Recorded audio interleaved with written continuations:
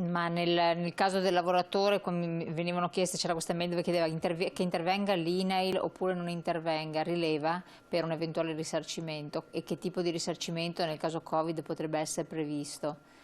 Cioè che il lavoratore può interessare questo, o è solo una questione che interessa al datore di lavoro? No, beh, allora il risarcimento nel caso in cui fossero mancanti le misure di sicurezza andrà evidentemente, potrà essere richiesto a fronte di un procedimento penale, di un procedimento civile che si aprirà per questo motivo.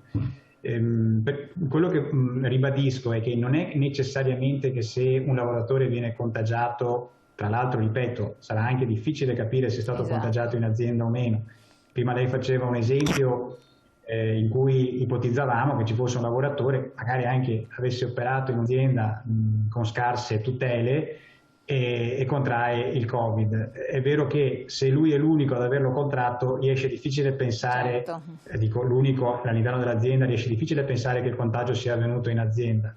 E quindi ecco che non vi sarebbe una responsabilità da parte dell'azienda in merito a questo contagio. Ben diverso è il caso in cui possiamo immaginare in un'azienda scoppia un focolaio e quindi ci sono molti contagiati.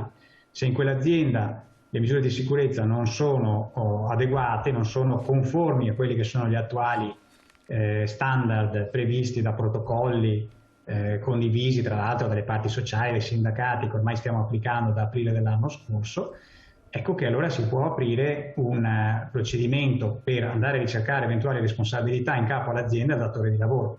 Quindi all'interno di questo procedimento il lavoratore potrebbe anche avere un risarcimento del danno. Il quadro che potrà determinarsi anche a livello giuridico sarà molto complesso, quindi laddove si apriranno procedimenti penali, immagino che la ricerca delle responsabilità non sarà così semplice da raggiungere, da concludere.